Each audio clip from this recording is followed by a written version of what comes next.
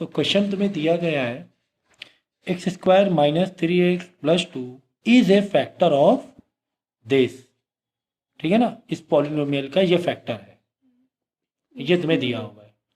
ठीक है ना, कि कोई एक एक्सप्रेशन दिया हुआ है उसका ये फैक्टर है। हमें फाइंड क्या करना है, ए एंड बी फाइंड करना है। हमें फाइंड क्या करना है,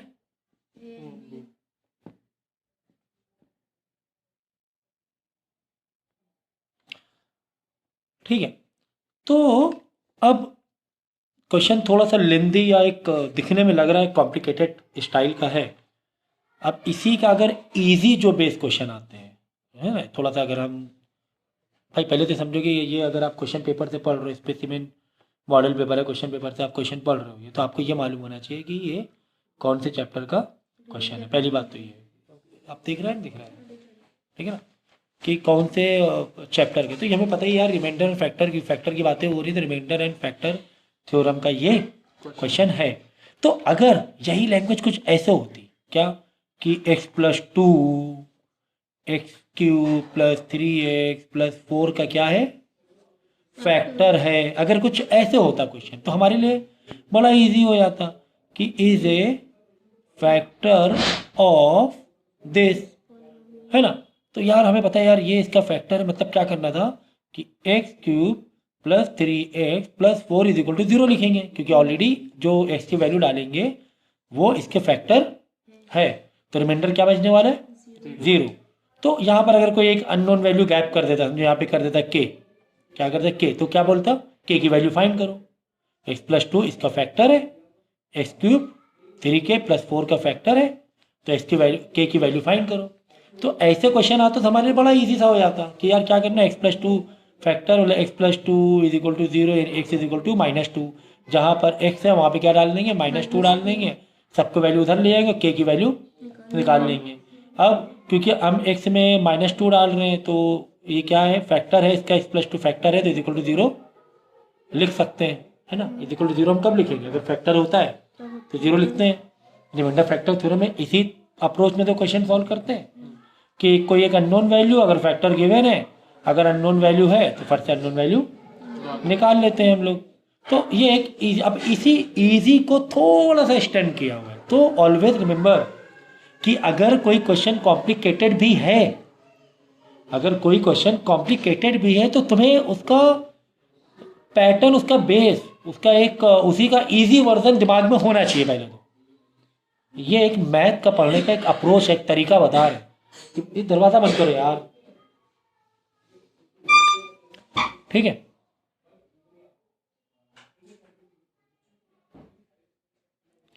ये एक तरीका है, अगर ये अप्रोच रखोगे ना तो मैथ फटाफट कर ले जाओगे। हमेशा याद रखो कि फर्स्ट किस में रहे हो, डिफिकल्ट क्वेश्चन में फंस रहे हो।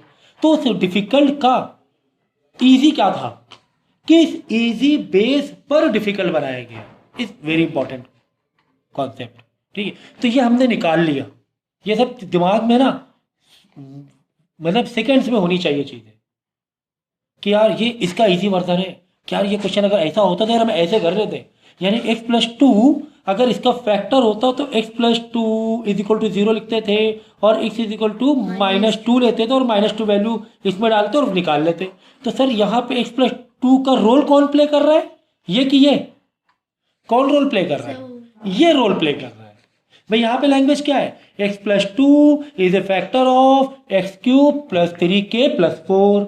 यहाँ पे लैंग्वेज क्या है, x² - 3x+2 is a factor of this, यानी कि यार ये x+2 का रोल प्ले कर रहा है। लेकिन यहाँ पर तो x की वैल्यू डायरेक्ट आई जा रही है, x = -2 रूप में, लेकिन यहाँ पर डायरेक्ट नहीं आ रही है वैल्यू। अब तुम समझ गया पूरी तरीके से खेल इसका क्या है, कि यार यहाँ पर x की वैल्यू डायरेक्ट नहीं आ रही। यहाँ पर तो हमें बड़ा आसान सा लग रहा था, x+2 = 0 यानी x = -2, ये तो बड़ा आसान सा हमने कर लिया। लेकिन ये तो कोई बात नहीं, तो क्वाड्रेटिक में ना, तो यहाँ पर भी तो कुल मिलाकर तुम्हें x की वैल्यू तो चाहिए भाई। अगर ये x+2 दिया हुआ है तो फर्स्ट से हमने निकाल लिया x = -2, यानी x की वैल्यू ऐसे इतनी आसान से मिल गया। तो ठीक है, x की कुल मिलाकर x की वैल्यू चाहिए ना। अगर ये दिया हुआ तो यहाँ से x की वैल्यू नहीं निकाल पाओगे, इससे भी निकाल लेंगे। भाई ये एक लीनियर इक्वेशन था, तो लीनियर इक्वेशन के तरीके से एक्स की वैल्यू निकाली थी। ये क्वाड्रेटिक इक्वेशन है, तो क्वाड्रेटिक इक्वेशन के तरीके से एक्स की वैल्यू निकालनी। भाई यही तो फर्क है यार। हमें एक्स की वैल्यू कैसे निकालते हैं हम लोग, एक्स की वैल्यू कैसे निकालते हैं बताओ। एक लीनियर इक्वेशन का कॉन्सेप्ट होता है। अगर लीनियर है जैसे 3x + 4 = 3, 4 को उधर भेजेंगे, 3 को डिवाइड में भेजेंगे और एक्स की वैल्यू निकालेंगे, अगर लीनियर इक्वेशन है। अगर क्वाड्रेटिक है तो क्वाड्रेटिक तरीके से कर लो। तुम्हारा क्या जा रहा है भाई, तुम्हें तो पता ही है सब कुछ कि how to find value of X.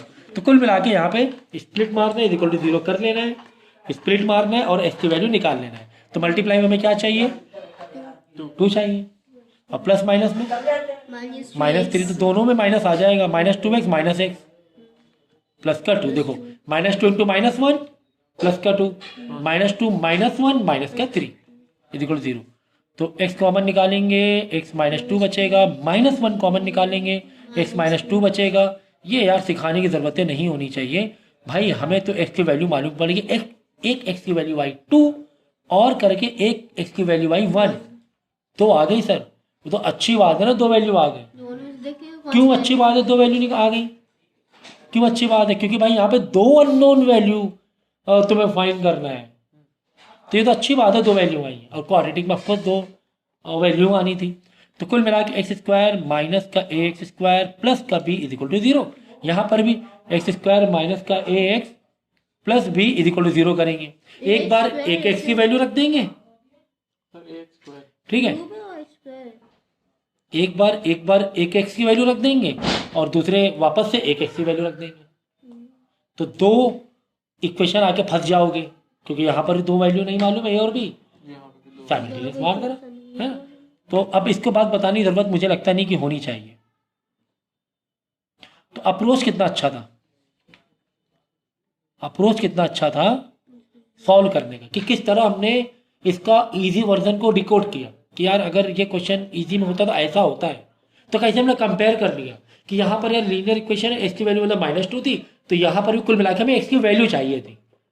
तो हमेशा मैथ में अप्रोच बहुत ज़रूरी है करने का। अभी चाहे तो हम डायरेक्ट सिखा देते हैं आपको, अब सिखाने का तरीका समझो, इसको हम डायरेक्ट सिखा देते हैं यार ये क्वाड्रेटिक है, इसको एक्स को निकाल, लेकिन यार वो बात नहीं आती।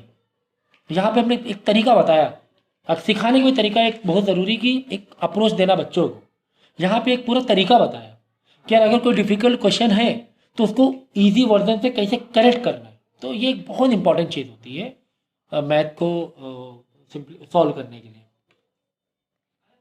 ठीक है, तो यहाँ से यार निकाल लो, 8 माइनस का 4a आ जाएगा, 4a प्लस का b = 0। तो माइनस का 4a प्लस का b = माइनस, सबके साइन बदल दो, अच्छा नहीं लग रहा है ना, माइनस माइनस अच्छा नहीं लग रहा है, तो माइनस का प्लस कर दो, प्लस का, अब ये थोड़ा सा अच्छा लग रहा है। बस अच्छे बुरे की बात थी, अपने नेचर की बात थी, बाकी ये ज़रूरत नहीं थी कि ऐसे ही करो, बस ये इधर भी माइनस इधर। तो एक काम करते हैं यार, सबके साइन पलट देते हैं, तो एक इक्वेशन में ये सब कर सकते हो आप। इसमें देख लो 1 का डालना है ना, 1 का क्यूब, ठीक है, एक बार 2 डालो, एक बार 1 डाल लो, ठीक है। 1 माइनस a प्लस b = 0। तो -a प्लस b यहीं छोड़ा, उधर माइनस, ये भी अच्छा नहीं लग रहा है, सबके साइन पलट दो, a माइनस b = प्लस का 1 कर दो, सबके साइन पलट सकते हो, साइन सबको पलटने, माइनस a प्लस a हो जाएगा, प्लस b माइनस b हो जाएगा, -1 + 1 हो जाएगा। तो 2 तुम्हें इक्वेशन आ गई, साइमल्टेनियस निकाल के a b निकाल लेना। भाई यार ये तो अब इसके आगे मत बोलो सर सिखाएं हम, पर इसके आगे ही नहीं बोलना चाहिए था आप लोगों को, क्यों ऐसे टाइप के क्वेश्चन फिर हो गए थे 2 अननोन वैल्यू वाले, ठीक है। तो एक साइमल्टेनियस से a और b की value you can easily find. Next